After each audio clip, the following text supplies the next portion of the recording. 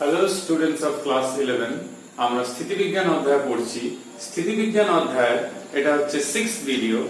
আমরা আগের ভিডিওগুলোতে স্পেশালি লাস্ট ভিডিওতে আমরা সমান্তরাল সমমুখী এবং বিপরীতমুখী বল 2 কিংবা 2 এর বেশি, যেরকম 3 কিংবা 3 এর বেশি, সেইগুলো লব্ধি আমরা কি করে বের করছিলাম সেগুলো নিয়ে আলোচনা করেছি আমরা 5th ভিডিওতে। এই ভিডিওতে যেটা আমরা আলোচনা করব সেটা হচ্ছে 343 পেজে ছায়া প্রকাশনী বই একটি বস্তুর সাম্য অবস্থার শর্তাবলী, খুবই গুরুত্বপূর্ণ টপিক। বস্তু কখন সাম্য অবস্থায় থাকবে সেই সংক্রান্ত আলোচনা আমরা করব এই ভিডিওতে। তো সবচেয়ে প্রথমে বলি, বস্তু যখন সাম্য অবস্থায় থাকবে তো স্বাভাবিকভাবে তার ত্বরণ শূন্য হতে হবে। এবার ত্বরণ দু রকমের আমরা পড়েছি, ক্লাস 9 এ পড়েছিলাম আমরা রৈখিক ত্বরণ সম্বন্ধে, আর 11 এ এসে যখন আমরা বৃত্তীয় গতি পড়ি তখন কৌণিক ত্বরণ পড়েছি। অর্থাৎ একটা স্মল a যেটা রৈখিক ত্বরণ, আর এটা হচ্ছে আলফা যেটা হচ্ছে কৌণিক ত্বরণ। এইবারে তাহলে শর্ত হচ্ছে সাম্য অবস্থায় থাকা, সেটা হচ্ছে প্রথম শর্ত যে বস্তুর রৈখিক ত্বরণ শূন্য হতে হবে। দ্বিতীয় শর্ত হচ্ছে যে কোন অক্ষের সাপেক্ষে সেই বস্তুর কৌণিক ত্বরণ শূন্য হতে হবে। তাহলে এটা শূন্য, আর একটা শর্ত হচ্ছে 1 নম্বর শর্ত এটা, 2 নম্বর শর্ত হচ্ছে আলফা ইকুয়ালস টু 0 অর্থাৎ কৌণিক ত্বরণ ইকুয়ালস টু 0। এবারে তোমরা জানো প্রযুক্ত বল, যদি নিউটনের দ্বিতীয় সূত্র অনুসারে বলি তাহলে প্রযুক্ত বল সমান হচ্ছে ভর ইনটু ত্বরণ। তাহলে তোমাদের স্বাভাবিক বলের সঙ্গে ত্বরণের একটা সম্পর্ক রয়েছে। তাহলে ত্বরণ শূন্য হচ্ছে তাহলে প্রযুক্ত বলও শূন্য হবে। তো এখান থেকে তোমাদের ধারণা একটা আসতে পারে যে তাহলে সাম্য অবস্থা মানে বস্তু হয়তো স্থির অবস্থায় আছে, কিন্তু এই ধারণাটা সঠিক নয়। বস্তু যে শুধু স্থির অবস্থায় থাকলে ত্বরণ শূন্য হবে তা নয়। তোমরা ক্লাস 9 এও পড়েছো, সেটা হচ্ছে কি না, যদি কোনো বস্তু, এই ক্ষেত্রেও দেখো ত্বরণ শূন্য হচ্ছে কিন্তু বস্তু স্থির নেই, অর্থাৎ সমবেগে গতিশীল বস্তুর ত্বরণ শূন্য হয় কিন্তু বস্তুটি স্থির না। একইভাবে কেউ সমকৌণিক বেগে ঘুরছে, মানে ঘূর্ণন গতিতে আছে কিংবা আবর্ত গতিতে আছে, সেই ক্ষেত্রেও বস্তু কিন্তু স্থির নয়, কিন্তু সে সমকৌণিক বেগে রয়েছে। তাহলে এখান থেকে আমরা একটা জিনিস যেটা বুঝতে হবে আমাদের, যে ত্বরণ শূন্য হওয়া, সে রৈখিক ত্বরণ আর কৌণিক ত্বরণ, এর অর্থ মোটেই এটা নয় যে বস্তু স্থির অবস্থায় আছে। বস্তু স্থির অবস্থায় থাকতে পারে, আবার নাও কিন্তু থাকতে পারে। স্থির অবস্থায় না থেকেও সে সাম্য অবস্থায় কিন্তু থাকতে পারে, এটা কিন্তু মাথায় যেন থাকে।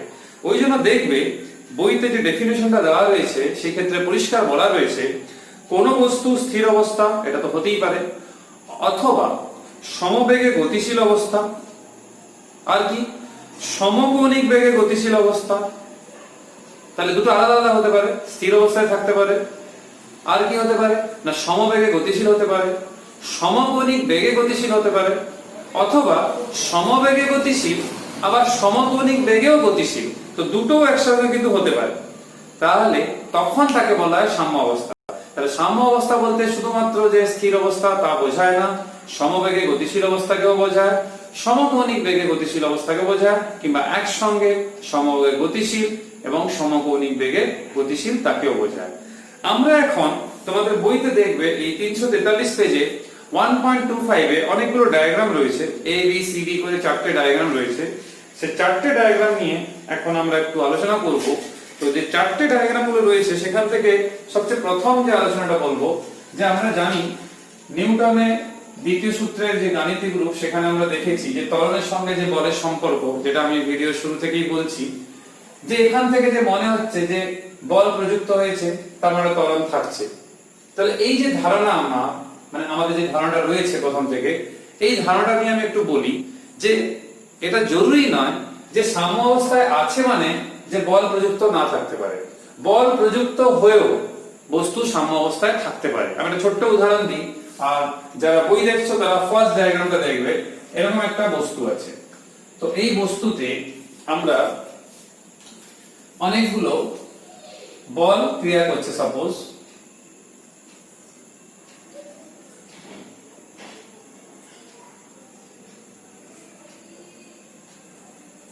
এরকম দেখো, এখানে অনেকগুলো বলই কিন্তু ক্রিয়া করছে একসঙ্গে। কিন্তু লক্ষ্য করে দেখো, যদি এই বিন্দু আমি ও ধরি, এর সাপেক্ষে যে লব্ধিটা বেরোচ্ছে সেটা কিন্তু শূন্য হয়ে যাচ্ছে। তোমরা বইতেও দেখতে পারো, বইতেও দেখো 343 পেজে তারা বিন্দুর নাম দেয়নি। তাহলে লক্ষ্য করে দেখো, আমি ডট ডট দিয়ে এঁকেছি, বইতে এরকম টানা আঁকা আছে, সেটা কোনো ব্যাপার না, সেটা জাস্ট অভিমুখ বোঝানোর জন্য ব্যবহার করা হয়েছে। তো এটা তোমাদের ইচ্ছা। এই ক্ষেত্রে দেখো এই এফটা এই এফ দিয়ে প্রশমিত হচ্ছে, এই এফটা এই এফ দিয়ে প্রশমিত হচ্ছে, তাহলে প্রত্যেকটা প্রত্যেকের সাথে কিন্তু প্রশমিত হচ্ছে। তো এই ক্ষেত্রে বস্তুর উপর যে বল প্রযুক্ত হচ্ছে, প্রযুক্ত হওয়া সত্ত্বেও বস্তু কিন্তু সাম্য অবস্থায় কিন্তু রয়েছে। তাহলে আমি এখানে বলতে এটা চাইছি যে বস্তুর উপর বল প্রযুক্ত না হলে যে বস্তু সাম্য অবস্থায় থাকবে সেই ধারণা কিন্তু সঠিক নয়। বস্তুর উপর বল প্রযুক্ত হয়েও সে সাম্য অবস্থায় থাকতে পারে। আরেকটা ডায়াগ্রাম যেটা তোমাদের বি ডায়াগ্রাম রয়েছে সেটা আমি একটু এক্সপ্লেন করি। সেই ক্ষেত্রে দেখবে শুধুমাত্র একটা বল ক্রিয়া করছে এফ, আর কোনো বল কিন্তু ক্রিয়া করেনি। কিন্তু এখানে যেরকম অনেকগুলো বল বস্তুর উপর ক্রিয়া করার সত্ত্বেও বস্তু সাম্য অবস্থায় আছে, দ্বিতীয় ক্ষেত্রে আমি ডায়াগ্রামের নাম এ নাম বি দিলাম। দ্বিতীয় ক্ষেত্রে শুধুমাত্র একটা বল প্রয়োগ হচ্ছে বস্তুর উপর, এই একটা মাত্র বল বস্তুকে সাম্য অবস্থায় কিন্তু কখনোই রাখতে পারবে না। তাহলে দেখো মজার ব্যাপার, এখানে অনেকগুলো বল ক্রিয়া করেও সাম্য অবস্থা হয়ে যাচ্ছে, আর এখানে একটা বল ক্রিয়া করে সাম্য অবস্থা কিন্তু কখনোই বস্তু অর্জন করতে পারবে না। এটা যেন মাথায় থাকে। এবার আমরা স্পিড ডায়াগ্রামের ক্ষেত্রে যাব। সেই ক্ষেত্রে দেখো এইখানে আগের বারের মতোই এই বলগুলো ক্রিয়া করছে যেরকম ছিল, শুধু লক্ষ্য করে দেখো এই দিকে যে বলটা ছিল উপরের দিকে সেই বলটা কিন্তু নেই। তো এখানে দেখো একাধিক বল ক্রিয়া করছে, এরা পরস্পরকে প্রশমিতও করে দিচ্ছে যে সমান ও বিপরীতমুখী বল আছে, লব্ধি শূন্য হচ্ছে, কিন্তু এই বলটা রয়ে যাচ্ছে, কিন্তু এও কিন্তু সাম্য অবস্থা অর্জন করতে পারছে না। তো তোমরা বইতেও লক্ষ্য করে দেখবে এখানে পরিষ্কার লেখা রয়েছে একটি মাত্র বলের প্রভাবে কোনো বস্তু সাম্য অবস্থা থাকা সম্ভবপর নয়, যেটা আমরা দেখলাম। তারপরে দেখো একমাত্র বাইরে থেকে প্রযুক্ত বলই কোনো বস্তুর সাম্য অবস্থা পরিবর্তন ঘটাতে পারে। অর্থাৎ এখানে হয়তো কোনো বল প্রযুক্ত ছিল না, একটা মাত্র বল প্রয়োগ করা হলো, সে সাম্য অবস্থা থেকে বিচ্যুত হয়ে গেল। কিন্তু সাম্য অবস্থা থেকে বিচ্যুত করার জন্য শুধুমাত্র বাইরে থেকেই বল প্রয়োগ করতে হবে, অভ্যন্তরীণ বল কিন্তু করতে পারে না, সেটা আমি একটু পরে বলছি। এই ক্ষেত্রে দেখো সাপোজ এই যে বলটা, এই বলটা ছিল না, বাকিগুলো ছিল, তাহলে তার লব্ধি শূন্য হয়ে গেছিল, সাম্য অবস্থা অর্জিত হয়ে গেছিল। এইবার একটা মাত্র বল প্রয়োগ করে দিলাম, সে কিন্তু সাম্য অবস্থা থেকে বিচ্যুত করে দিল। অর্থাৎ একাধিক বল একটা বস্তুর উপরে প্রযুক্ত হয়েও সে সাম্য অবস্থায় থাকতে পারে। তারপরে শুধুমাত্র একটা বল প্রয়োগ করে তার সাম্য অবস্থা কিন্তু আমরা বিগড়ে দিতে পারি কিংবা বিচ্যুত করে দিতে পারি। তাহলে মাথায় রাখবে একাধিক বল একসঙ্গে প্রয়োগ হয়ে সাম্য অবস্থা অর্জন করতেই পারে, আবার একটা মাত্র বল প্রয়োগ হয়ে সাম্য অবস্থা থেকে বিচ্যুত করা যেতে পারে। উল্টো ভাবে বলা যেতে পারে একটা মাত্র বল প্রয়োগ করে সাম্য অবস্থা কিন্তু অর্জন করা যেতে পারে না কোনো বস্তু দ্বারা। আর এই ক্ষেত্রে দেখো একাধিক বল দিয়ে সাম্য অবস্থায় ছিল, একটা বল প্রয়োগ করে তার সাম্য অবস্থা বিঘ্নিত হয়ে গেল। এইবার আমরা আসবো যেটা সবচেয়ে ইন্টারেস্টিং ব্যাপার, সেটা হচ্ছে আমাদের টি ডায়াগ্রামটা। সেই টি ডায়াগ্রাম সম্বন্ধে বলি। ধরো এইটা একটা ট্রাকের একটা কন্টেনার সাইড, মানে ব্যাক সাইডটা যেখানে মালপত্র নিয়ে যাওয়া হয়। এইখানে একজন ব্যক্তি এখানে দাঁড়িয়ে আছেন, উনি কি করছেন, একটা বল প্রয়োগ করছেন এই ক্ষেত্রে, ঠিক আছে। এবার বল প্রয়োগ করে নিজের দিকে একটা দড়ি দিয়ে টানছেন। তাহলে যেহেতু টোটাল কন্টেনার কিংবা গাড়ির মধ্যে উনি আছেন, তাহলে এটা অভ্যন্তরীণ বলই হবে। তাহলে উনি যদি F1 পরিমাণ বল প্রয়োগ করেন, তাহলে স্বাভাবিকভাবে প্রত্যেক ক্রিয়ার সমান ও বিপরীত প্রতিক্রিয়া রয়েছে। তাহলে এটা একটা R1 নাম দিলাম।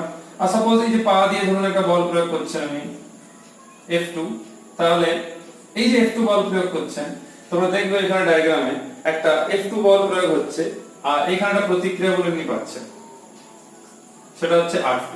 তাহলে লক্ষ্য করে দেখো এই বলগুলো, এই যে অভ্যন্তরীণ বলগুলো কখনোই সাম্য অবস্থা প্রতিষ্ঠা করতে পারে না। কেন তা পারে না? কারণ নিশ্চিত তোমাদের জানার ইচ্ছা হবে। কারণ হচ্ছে এই অভ্যন্তরীণ বলগুলো সব সময় জোড়া আকারে থাকে, অ্যাজ এ গ্রুপ থাকে। অর্থাৎ এখানে F1 আছে, R1 আছে, F2 আছে, R2 আছে। বহিস্থ বলের ক্ষেত্রে এই ব্যাপারটা কিন্তু থাকে না, অভ্যন্তরীণ বলের ক্ষেত্রে কিন্তু সব সময় হয়।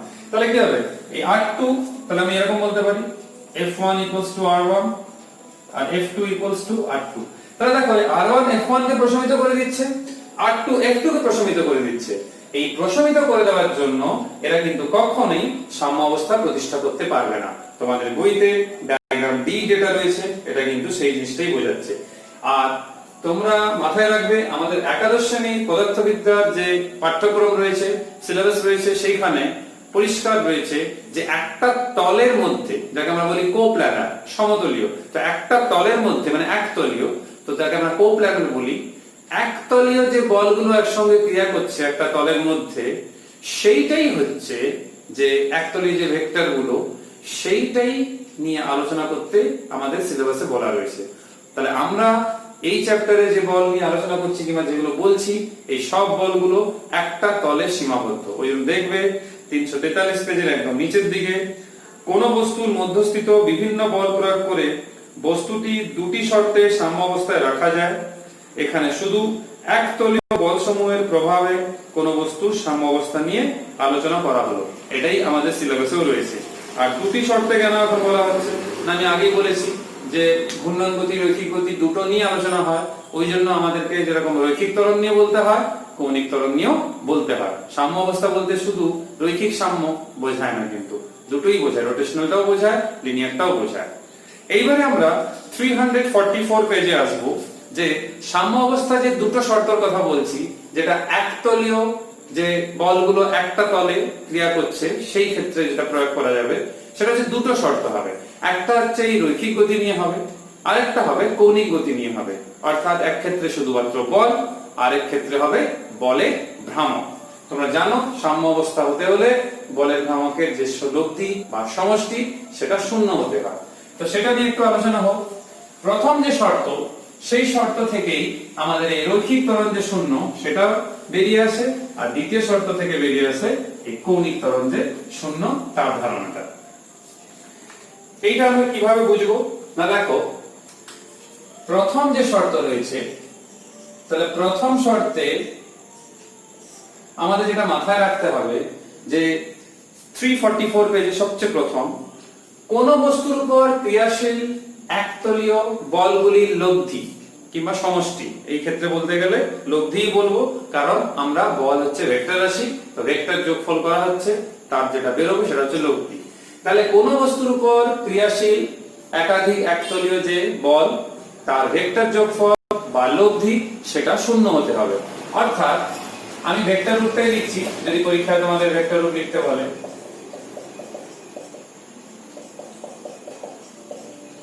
এরকম ডট ডট ডট যত অবধি হবে, আমি লাস্টে একটা আই ধরলাম,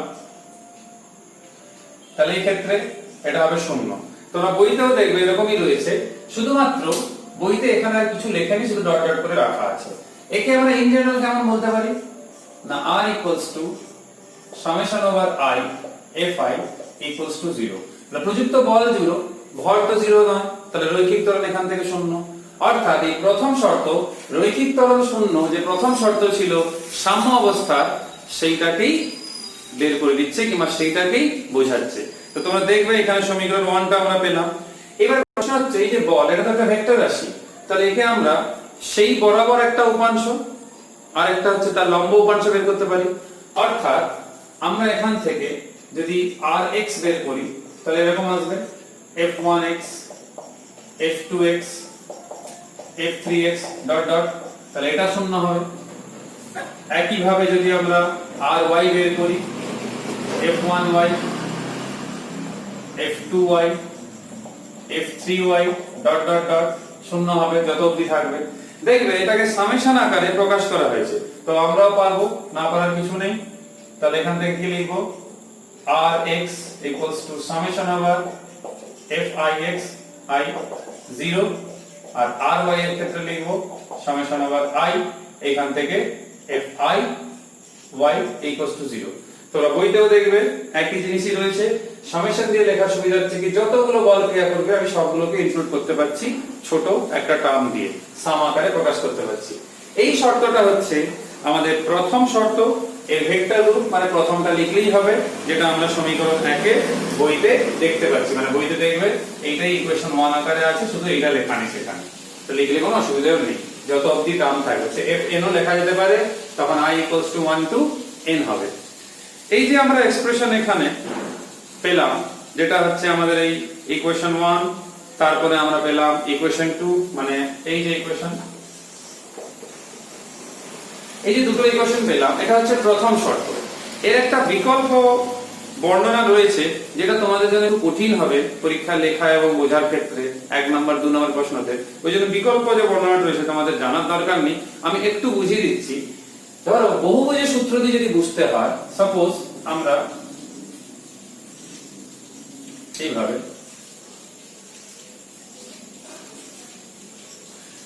যদি আমি এদেরকে এরকম নাম দিই, দেখবে তোমাদের বইতে যেটা সেকেন্ড ডায়াগ্রামে রয়েছে সেটা লক্ষ্য করে দেখবে এরকম রয়েছে।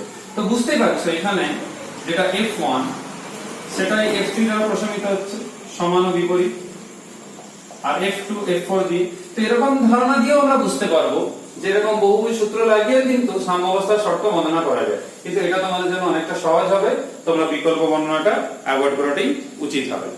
এবারে আসা যাক আমাদের দ্বিতীয় শর্ত। তো দ্বিতীয় যে শর্তটা হচ্ছে সেইটা কি না, দ্বিতীয় শর্ততে যেটা বলা আছে দেখো, কোন বস্তুর উপর ক্রিয়াশীল একতলীয় বলগুলি তলে অবস্থিত যে কোনো বিন্দু সাপেক্ষে সে বলগুলি ভ্রামকে বীজগাণিতিক সমষ্টি। এটা আমরা আগের ভিডিওতে যখন 2 বা ততোধিক বলের লব্ধি বের করেছিলাম তখন আমরা একটা বিন্দু, একটা মূল বিন্দু তার সাপেক্ষে বের করছিলাম। তাহলে কোন একটা বস্তু সে তার উপরে যতগুলো একতলীয় একাধিক বল ক্রিয়া করছে তাদের বলের ভ্রামক বের করব বস্তুর মধ্যে থাকা যে কোনো বিন্দুর সাপেক্ষে। সাপোজ একটা বস্তু এরকম রয়েছে, তোমরা হয়তো এই ও বিন্দুর সাপেক্ষে বের করেছো। যদি এই ও বিন্দুর সাপেক্ষে বলের ভ্রামকের সমষ্টি 0 বের হয়, তার মানে বস্তু সাম্যাবস্থায় আছে। এরপর তুমি একটা নতুন বিন্দু নিলে O1, তার সাপেক্ষে আবার বলের ভ্রামক বের করলে, যদি আগেরটার সাপেক্ষে 0 বের হয় তাহলে এইবারে O1 এর সাপেক্ষেও 0 বের হবে। এরকম যদি আরো বিন্দু কল্পনা করো আর তার সাপেক্ষে নির্ণয় করো বলের ভ্রামক, সেগুলোও কিন্তু 0 নিশ্চিত বের হবে। তাহলে আমরা কি শিখলাম না, দ্বিতীয় সাম্যাবস্থার শর্ত হচ্ছে কোন বস্তুর উপরে যে একাধিক একতলীয় বল যদি ক্রিয়া করে সেই বলগুলোর বস্তুর মধ্যে থাকা কোনো বিন্দুর সাপেক্ষে সেই বলগুলির ভ্রামকের বীজগাণিতিক যে সমষ্টি তাকে আমরা ভেক্টর আকারেও লিখতে পারি, সেই সমষ্টিটাই হচ্ছে 0। এটাই দেখো লেখা রয়েছে, ভ্রামকের বীজগাণিতিক সমষ্টিকে 0 হতে হবে। তাহলে কিভাবে লিখবো আমরা না, এইভাবে লিখতে পারি। যদি টাউ বলি, আমি আগেই বলেছিলাম জি লেখা হয় ঠিকই কিন্তু টাউ দিয়ে লেখা হয়, তাহলে প্রথম বল f1, তার ক্ষেত্রে যদি দূরত্ব আমরা ধরি r1 সেটা হবে, পরেরটার জন্য ধরো f2 r2, তারপরেরটার জন্য f3 r3। এরকম তোমরা চাইলে তোমরা ছবিও দেখতে পারো 344 পেজে একদম 1.26 যে ছবিটা রয়েছে সেই 1.26 ছবিতে তোমরা লক্ষ্য করে দেখবে প্রথম যে ডায়াগ্রামটা রয়েছে সেই এ ডায়াগ্রামেও দেখবে যে f1 সেই যে ডিসটেন্সটা রয়েছে ক্রিয়ারেখা সেটা r1 দূরত্বে রয়েছে, f2 এর ক্ষেত্রে দেখো সেইটা কিন্তু r2 দূরত্ব। তাহলে আমরা যেরকম ডিসটেন্স ধরতে পারি সেটা অসুবিধা নেই, সে x1 নাম দিই x2 নাম দিই তাতে কিচ্ছু যায় আসে না। তাহলে কত আসবে f1 r1 f2 r2 f3 r3 dot dot dot, এইটা কিন্তু 0 হতেই হবে যদি তাকে সাম্যাবস্থায় থাকতে হয়। এখানে অনেকগুলো ডায়াগ্রাম রয়েছে, এ তে রয়েছে দেখো, সি তে রয়েছে, ডি তে রয়েছে, তো ডি তেও রয়েছে দেখো এই যে f1 f4 f2 f3। তোমাদের যদি অত ঝামেলায় না গেলেও কোনো অসুবিধা কিন্তু নেই, তোমরা ইন জেনারেল বললেই হবে যে বলের ভ্রামকটা 0 হবে যেখানে প্রযুক্ত বল আছে ক্রিয়ারেখার দূরত্ব কিংবা বলের যে বাহুটা থাকছে সেইটা হচ্ছে r1, এরকম পরপর হবে, এর সামটা 0 হবে। এই যে শর্তটা আমরা লিখছি এটাকে কিন্তু আমরা চাইলে ভেক্টর ফর্মে লিখতে পারি, কিন্তু একটা প্রবলেম আছে, যেহেতু এটা হচ্ছে ক্রস গুণফল থেকে আসে টর্ক কিংবা বলের ভ্রামক, ওই জন্য আমাদের সামেশন লেখার সময় যেহেতু অনেকগুলো একসাথে ক্রিয়া করছে তাহলে আমাদেরকে এইভাবে লিখতে হবে, এইটা ইকুয়াল টু 0 লিখতে হবে। ওই জন্য দেখবে ইভেন বলতে গেলে এখানে 0 ভেক্টর চিহ্ন দেওয়া উচিত, না দিলেও চলবে। এই যে ri ক্রস fi এটা দেখবে সমীকরণ নাম্বার 4 এ এটাই রয়েছে। তার মানে এর ভেক্টর ফরম্যাট আগেরটা যেটা ছিল সেটা ইন জেনারেল এমনি লিখলেই হতো, কারণ শুধু একাই ছিল সে, কিন্তু এখানে যদি দুটো পদ একসাথে থাকে আর এটা স্কেলার গুণফল নয় ভেক্টর গুণফল, ওই জন্য ri ক্রস fi হবে।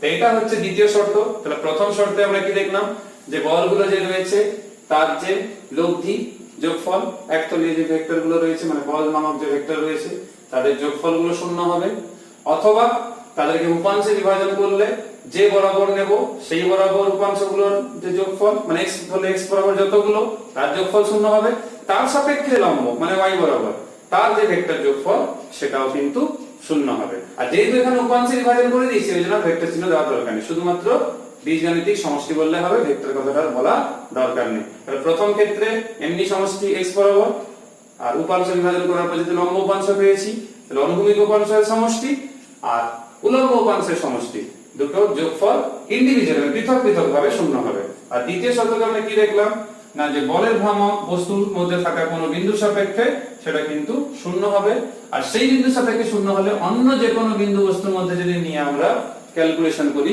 তার ক্ষেত্রেও কিন্তু শূন্য হবে। ভেক্টর রূপ হচ্ছে এটা, ভেক্টর রূপ পরীক্ষাতে লিখতে দিতে পারে, শর্ত লিখতে দিতে পারে, তো দুটোই পড়ে রাখতে হবে। লাস্ট যেটা আমরা আলোচনা করব সেটা হচ্ছে দুটি বলের ক্রিয়ায় সাম্য অবস্থা। শর্ত কি হবে তোমরা মাথায় রাখবে, দুটি বলের ক্রিয়ায় সাম্য অবস্থা তখনই আসে যখন তাদের ক্রিয়া রেখা একই হয়। আমি ছোট্ট एग्जांपल দিই, সিলিং থেকে সাপোজ একটা পেন্ডুলামের বল যার ভর m, তার স্বাভাবিক তার ওজন এখানে নিচের দিকে ক্রিয়া করবে, একটা টান বল ক্রিয়া করছে উপরের দিকে t, যেহেতু ওদের ক্রিয়া রেখা একই এবং সমান ও বিপরীত বল ক্রিয়া করছে অর্থাৎ এইটা বা এইটা, এই জন্য এখানে সাম্য অবস্থা কিন্তু প্রতিষ্ঠা হয়েছে।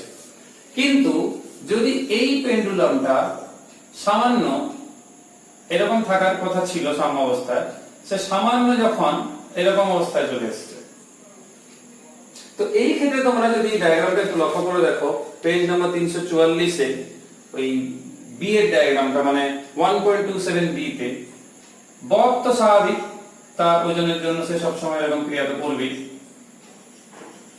লক্ষ্য করে দেখো টি এবং এই যে এমজি তারা একই ক্রিয়া রেখা বরাবর কাজ করছে না, অর্থাৎ একই রেখা বরাবর তারা কাজ করছে না, এই জন্য এটা বিচ্যুত অবস্থায় চলে এসেছে। তাহলে সাম্য অবস্থা এই অবস্থায় প্রতিষ্ঠা হতে পারবে না, যেহেতু ক্রিয়া রেখা আলাদা হয়ে গেছে, টি সমান এমজি হলেও কোনো লাভ নেই।